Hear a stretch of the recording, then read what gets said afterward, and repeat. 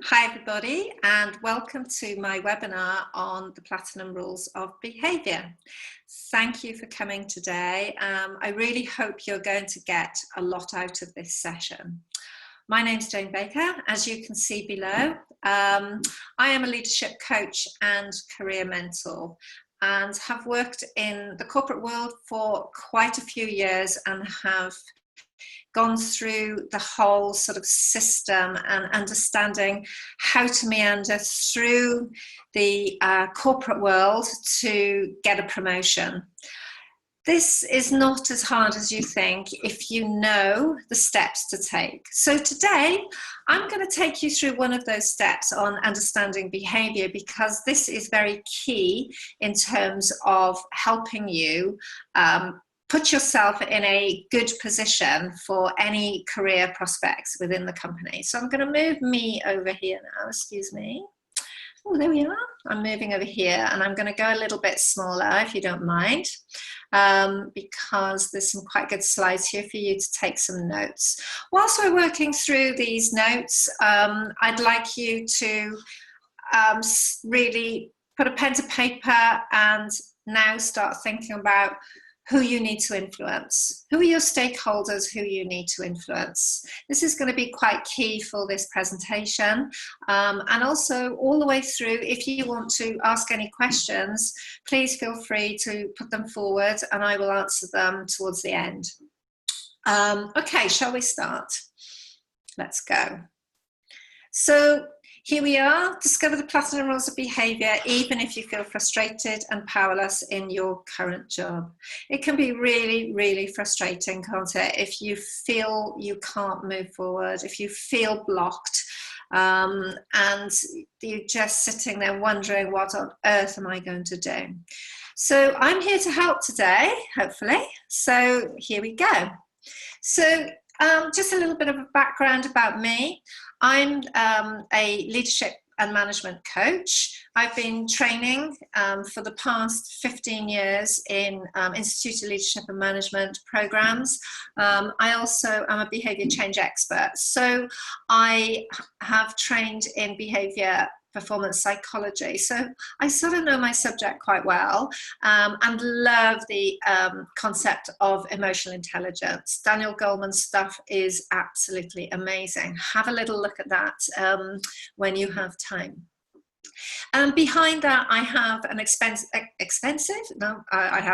taste, but I have extensive experience in the corporate world. This has helped me understand everything about business, everything about people, and everything about the politics within organizations and how to maneuver through. It's not that hard, I can assure you.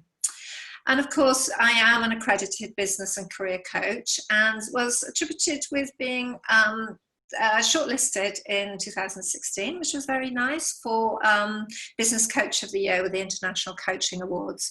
So please listen forward. Okay, so today I'm going to try and help you understand what behaviour means, in terms of a framework of different styles. We are all different styles, we're all different people, we all work in different ways, and our behaviour will reflect that. So it's understanding what your style is, which will be quite a little bit of a light bulb moment if you are having difficulties with other people, and I'm going to show you how to change that and how to influence those people. It'll also help you to style flex and speak their language. It's very much about how to communicate, and in turn, hopefully, to feel a little bit more control in terms of where you're going in your career. Because there's a lot of times where we sit there and we're just thinking, what on earth am I doing? I don't know where to go. I don't know how to do it. I've just got all these things stopping me and I'm just not in control. So let's get empowered and be in control, shall we? So here we are, feeling powerless and frustrated, perhaps struggling with work and relationships. And you know, when all this happens, we do tend to lose our self-belief and confidence in ourselves, which is a real shame. I have many clients who are amazingly skilled, have amazing knowledge, but their self-belief and confidence has been knocked. This is a huge one for me. And they can't see how good they are. They just don't know how to maneuver forward. Then because you procrastinate and become a little bit fearful of what to do next. So let's move it forward. Just a very quick one here. There's no hidden costs on this webinar, seminar, whatever you want to call it. Just an opportunity to get a free gift at the end for attending. So please hang on, and as I say, take lots of notes as you're going through, and make sure you put some questions forward too. I want to help you. I want to know why you're here, and sorry, excuse me, if I can be of any help at all. So let's start by thinking, I like this picture because I think it's great. It's, are you seeing the same picture, but through different lenses to everyone else? Do you sometimes feel when you talk, when you talk to somebody, you think they don't get me. They don't get what I'm saying.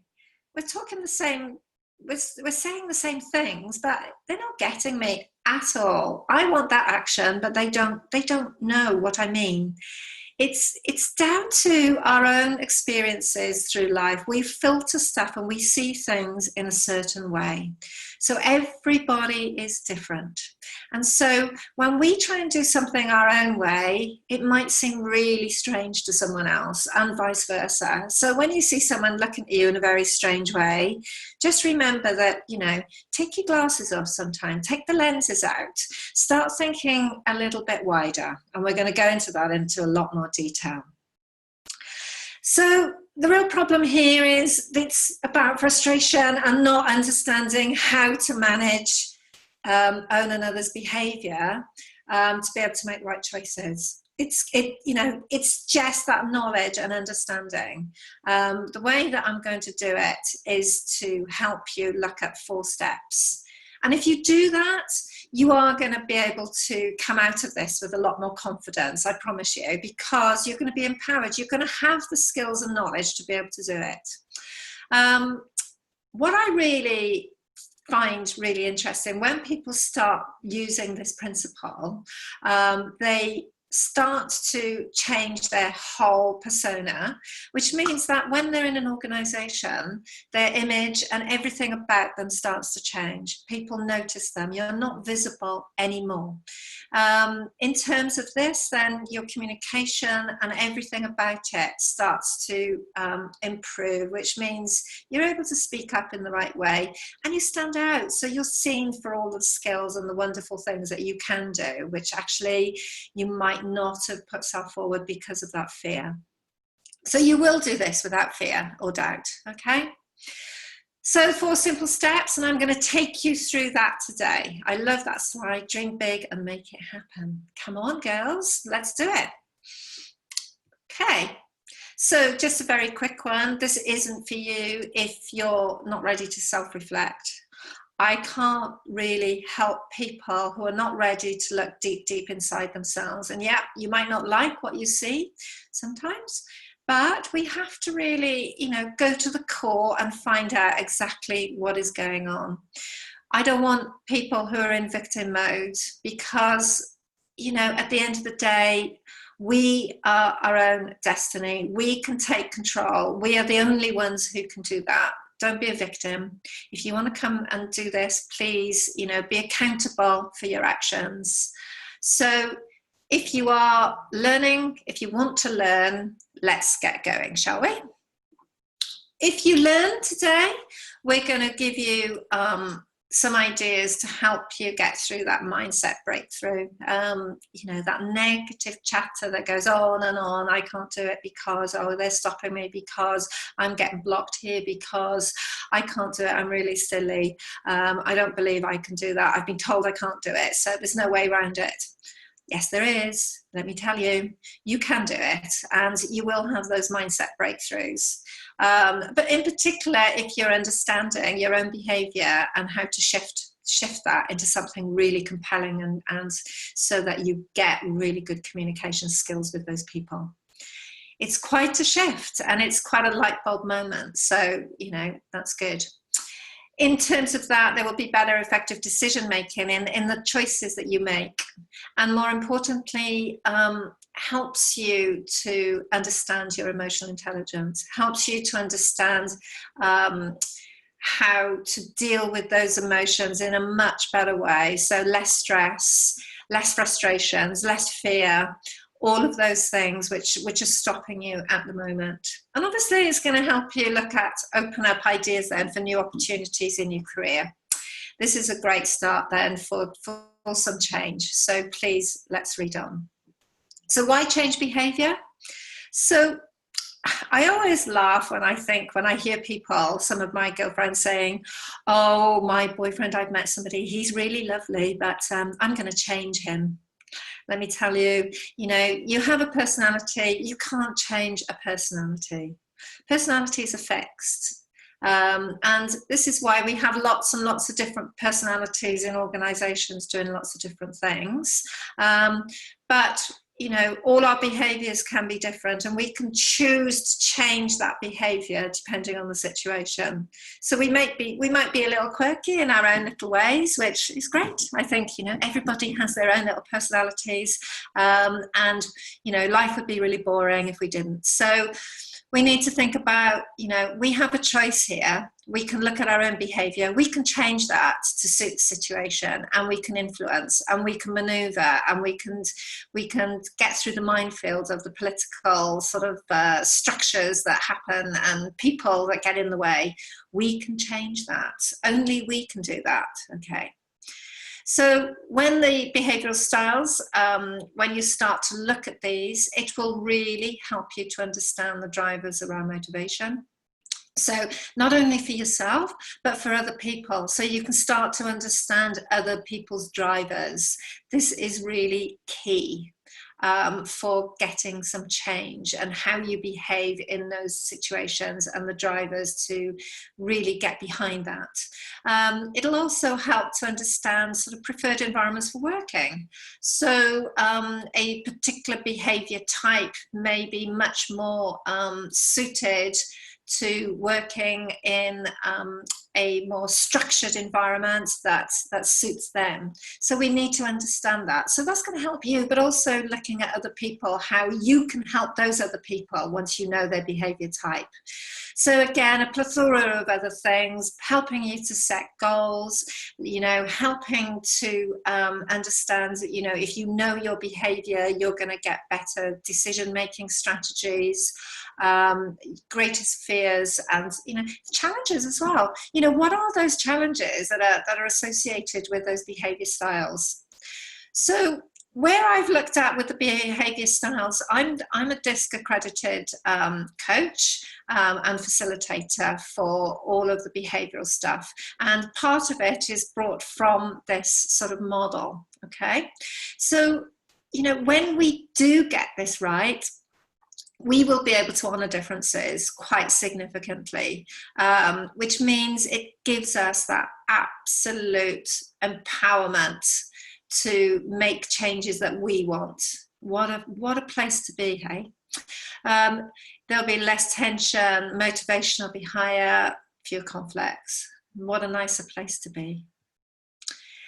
So here's a little slide here which I really like. Life challenges are not supposed to paralyze you, they're supposed to help you discover who you are.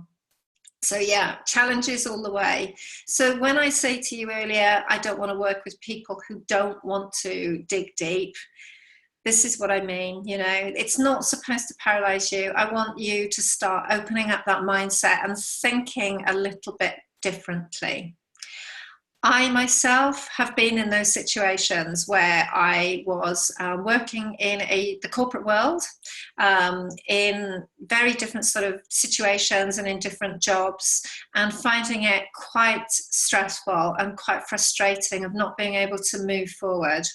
I found I had a lot of skills and knowledge that I could utilise, but being a female in a very, very male-dominated environment was very, very different. And what happens? Well, I tried to be like them, in some way. I tried to fight back. I became a bit egocentric. I became quite, very frustrated that I couldn't get what I needed, until I discovered a few ways and strategies to help me. One of those was around behaviour and understanding how to put yourself in the right place at the right time.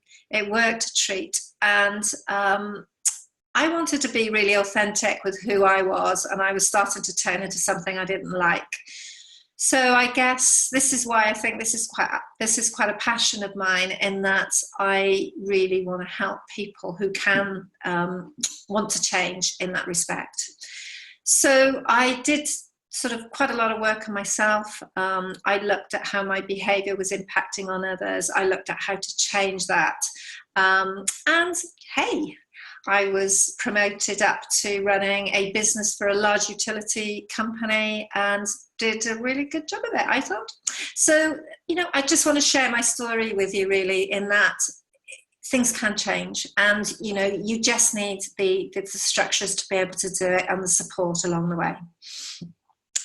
So onwards, you can do this if you follow these 4 steps, or part of it. This is part of the bigger process, okay? So the 4 steps, first one is the platinum rule. We need to understand what that is to start with. The second step is understanding the behaviour styles. So you can understand the behaviour style that relates to you, that resonates with you. I think that's really, really important. How it can then impact on others, step 3.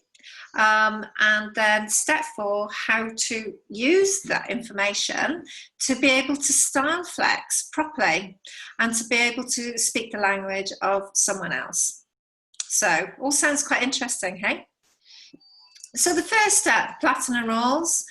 Treat others the way they want to be treated. I know this sounds really simplistic, but sometimes we forget and we start to plow ahead. We have goals, we have focus, we have actions, and we just forget about the people around us.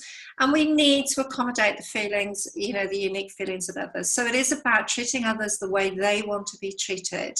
So we have to step into their shoes. We have to start saying, let me understand what they want, and then I'll try and give it to them, instead of, right, this is what I want, and I'm just going to go for it.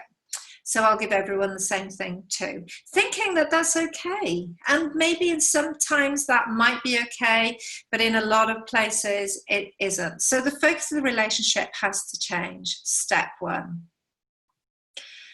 So step 2 is understanding those styles. So we have 4 sort of behavioural preferences, which are split into 4 styles. The controlling style, the promoting style, the supporting style, and the analysing style. Now, let me just explain that each of these styles, we all possess little bits of all of them. So don't get too hectic and thinking, well, I'm all of these, or I'm a bit of everything. Well, yes, you probably are, but you are going to portray a dominant style somewhere along the line. There will be one of those that will be much more where you sort of resonate with, which we'll go into detail.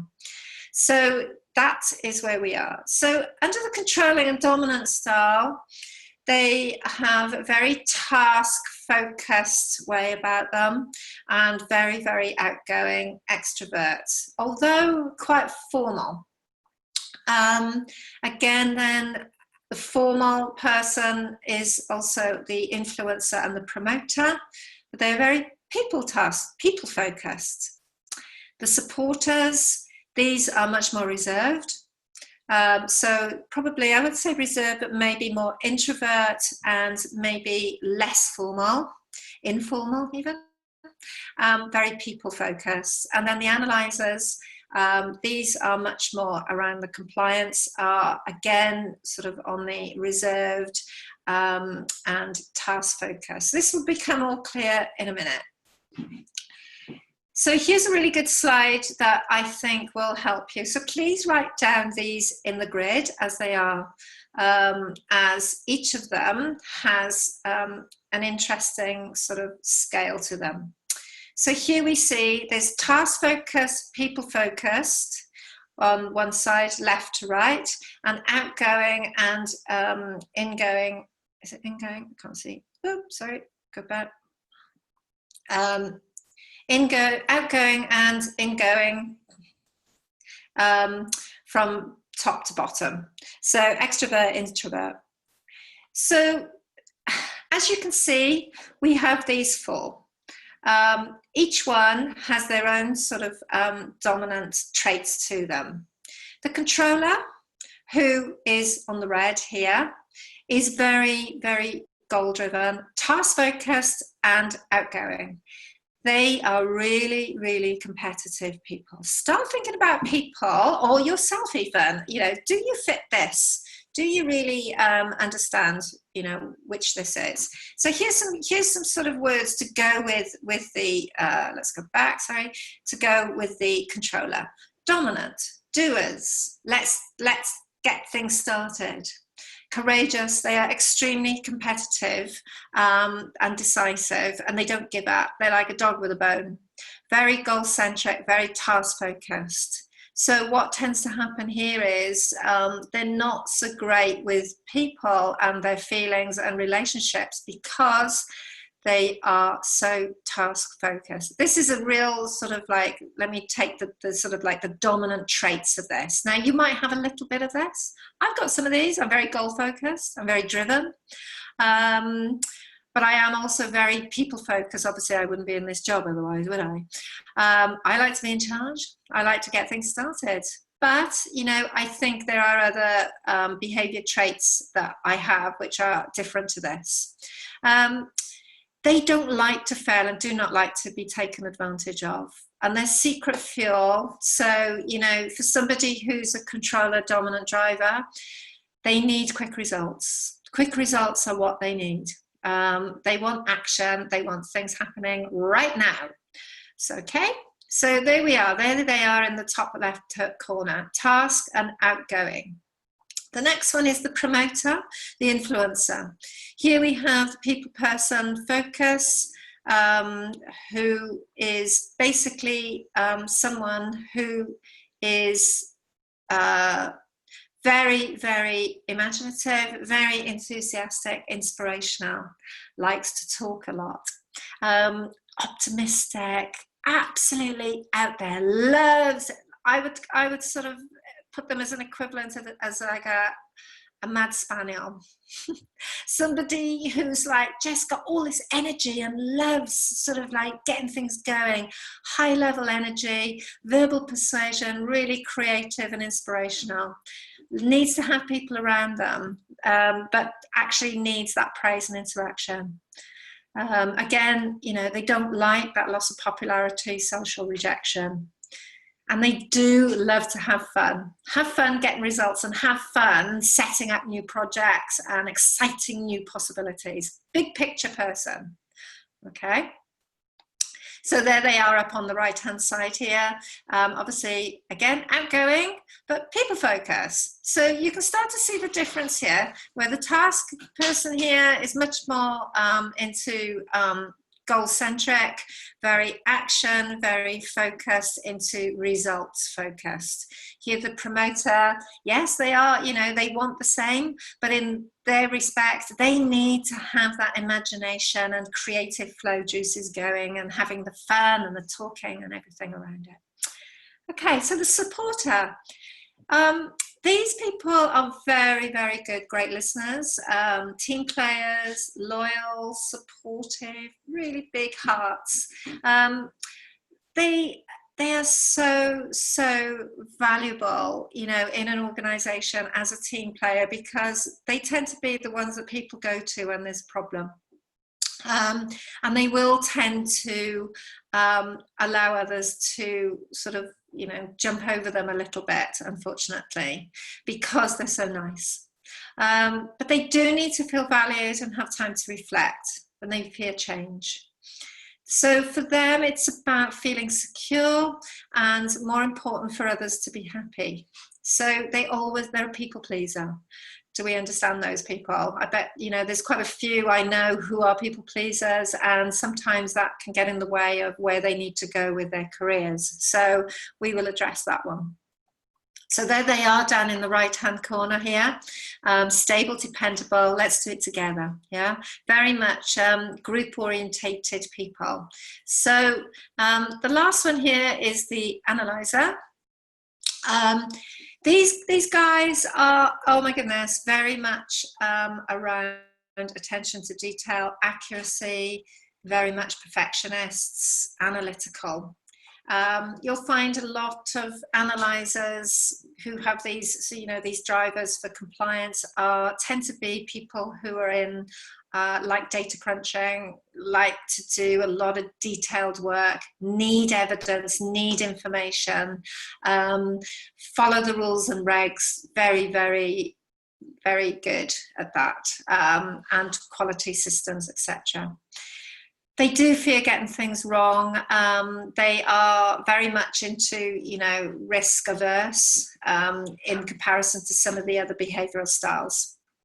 And they need to have a lot of information before making a decision. So as you can see, you know, we have some very, very different styles going on here. And in turn, you know, the analyzer can also be quite risk averse and also will intrinsically hold a lot of stress because they're quite I can't say the word, intrinsic. They tend to be a bit of an introvert. They love getting on with their work, don't like getting too disturbed, very logical, just very process orientated. So there we have the task bit that goes with that. So as you can see, they sort of get on quite well with the controller, although there can be some issues coming up from that. So have you thought about where you sit on this grid? Are you within the controller dominance box? Are you in the promoter influencer box, supporter steadiness box, analyzer compliance? Which one do you sit in? Put yourself down, draw the little picture and put yourself in that box. And then the next thing I want you to think about is, who are you having problems with at the moment? Or who are your stakeholders? Who are the people you need to influence? So there's two sort of ways here we can look at this. We can think about maybe, okay, sometimes there could be a bit of a problem with someone where you just don't get why they're talking the way they are or the way they're behaving to you, even though they might just be a different style to you. Or we could have you thinking about, okay, well, let's think about the stakeholders who I need to influence to be able to move forward, and every time I've tried to contact them, it's not working, so I need a different approach. So start thinking about perhaps where those stakeholders would sit in each of those boxes, knowing what you know about them. So what I want to try and show you here is, you know, all of these prime ministers from the UK have all done the Prime Minister job. Some of them well, some of them not so well. We'll not get into politics here. But each of them have a very different style. Yeah, so we have Gordon Brown, who's much more of the, let's go back to the, he's probably within the analyzer. He's very much into his figures. He's an accountant, isn't he? You know, financial stuff, really, really, really detailed. So he sort of sits there. So in some respects, he didn't engage with the people. Then we had Maggie Thatcher, who's much more probably within the control of the dominance, getting out there, focus, task, get on with it, do it, rightly or wrongly. Then we have, let's have a little look who we got there. Hang on. Then we have John Major, who is more so into probably into the supporter role, supporter behavioural traits, very much about listening and talking to the people, but probably came over as a little bit not so dominant as needed to be in that role. Then we have Tony Blair, who was very much out there, hands out already. As you can see, hands, he's very out there. So promoter, talking. This is sort of just an idea, just to show you that everybody is very different, but they all have a different, but they're in the same job, but they're a different style. Okay, so there we have that sort of slide of that. So thinking about other people, we need to start thinking about, now you know your own behaviour traits. Now you've got yourself in one of those sort of boxes. So let's think about if we have to go and approach someone else. So think of your stakeholders. So if your stakeholder is sitting in as a controller and you're not a controller,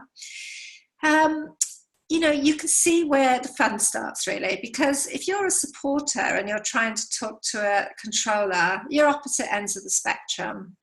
A controller is very much about, get it done. So if I were to have a meeting with a controller or dominant style, I would need to set up a meeting with them in advance, a week before. I would need to give a time frame, very short time frame for the meeting, because they won't do more than half an hour, because they just want to get on to the next thing and they want to get it done. I would want to give them what I want to go for the meeting for, and giving them sort of options for what I could do for them. And I would give them some sort of outcomes and some goals that I would be able to achieve. And bang, bang, bang. Here, they will prick their ears up and listen to you, and they will agree, and you will get a decision. Okay? So, again, it's about thinking about, if that person is a dominant role, then we need to think their main concern is results. So how are you going to go into a meeting? How are you going to have conversations that are going to involve talking about outcomes, about results, about, trying to get them to see that whatever you want to do, it's going to give X, Y, and Z.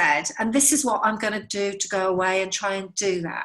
Okay, so they will listen very quickly, but you have to do it very quickly. You have to do it within a very short time scale, because they'll just switch off and you won't get what you need. Okay, so if you're talking to a promoter, now these people have fun doing things, obviously very spontaneous, quite risky. They will sort of, I think of the spaniel every time. I don't know why.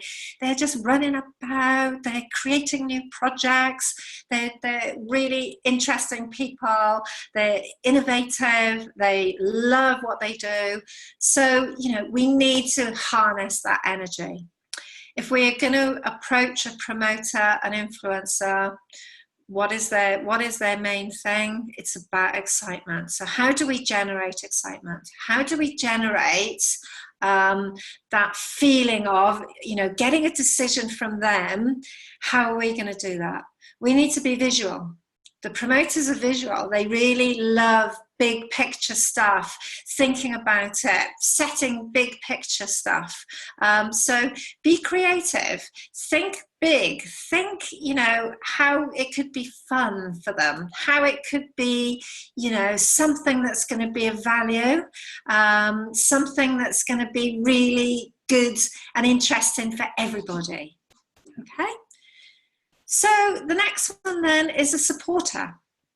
So you can start to see now how a supporter who is very much people-focused, but a little bit more introvert, will need the basis of their sort of information is going to be through relationships.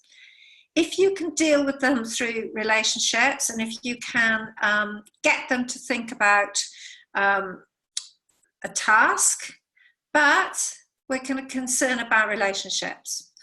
What I mean by this is make sure that when you speak to a supporter, you spend 15 minutes talking about their holidays, their family, how are they, all about them, all about their relationship, building the rapport, building the trust, building everything that's going to help them feel comfortable and that they feel they have a relationship with you. They will do anything for you then. So, you know, if you're trying to influence a supporter, you need to work on the relationships. So as you can see, a controller will find this quite difficult. A true controller dominant style.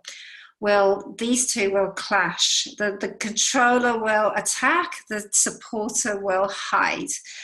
Because, you know, if you're not trying to come together on this, if the controller can't come and step in the shoes of the supporter and start to feel, you know, the relationship bit, which absolutely bores the life out of the controller, there's going to be an issue. So we really need to get them as a buy-in as through their relationship stuff. Okay, does that make sense? So the final one then, let's just go on to that. Let's have a look at the supporter stuff. No, we have just finished that one. So the final one is the analyzer. And you know, we all need someone who has these behavioural traits in an organisation. Otherwise, we would have the promoter flying off and doing risky things. We'd have the supporter talking about their families, and we'd have the dominant styles just so task focused that things might get missed. These are the rain checkers. They are really, really valuable people who we need to be very aware of, because very often the analysers can be the ones who move up quite highly into an organisation because of their analytical, detailed skills in finance and all of those things. So if we're trying to influence an analyser, if we're going to step into those shoes, you really need to think a little bit backward here. Let's think about what an analyzer needs. Their issue is risk. They need to have a strategy in place that minimizes risk. So if we were to have a meeting or want to influence an analyzer, we would need to give them a lot of time in advance to book a meeting or to have an appointment or a conversation with them, because they're big warriors. So they would want to know what the meeting was for, why, when, what, how, all of those things mitigate the risk of, you know, that meeting. They would also want to, if it was a specific thing you were trying to influence and you had some information on it, don't land it on them in the meeting. Send it to them in advance. These people like to, you know, mill through, analyze, look at things, think about it, look at the options, weigh it up, the pros and the cons. So start thinking about anything you want to do with an analyzer. How are you going to mitigate risk? Risk is really, really a key thing for these people. So if you start looking at a promoter coming in as a promoter to an analyzer, you can see how these two will clash massively, because, you know, a promoter will be like, yeah, let's go for it, let's do it, we're energy, I'm not really thinking about the detail, I just want to go and do it, and it's going to be great fun. And the analyzers are going, whoa, stop, you know, stop now, I need to think about how, what, you know, what about the detail, and what about the cost, and what about, you know, competitive advantages, etc. So yeah, start thinking about it in those terms. So what we need to do, if you're a promoter, you need to step into the shoes of other people. Take your promoter hat off when you're going to talk to a controller. Step into their shoes and start thinking in controller head. Step into the shoes of a supporter or an analyzer or whatever. But really, really think about it, because this is where the change happens really fast. So recap. Treat the others the way you want to be treated. So, you know, you're in one of these boxes here. You know, you want to be treated in that behavioural style. Do it for the other people too.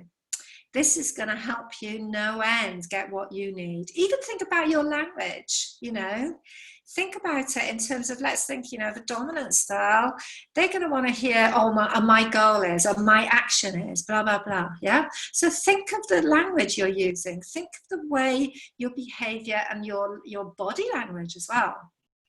So understand those behavioral styles and where and your stakeholders fit onto the grid. So as I said, write out all the people that maybe you need to influence, or maybe you are having a few issues with, that are stopping you from moving forward.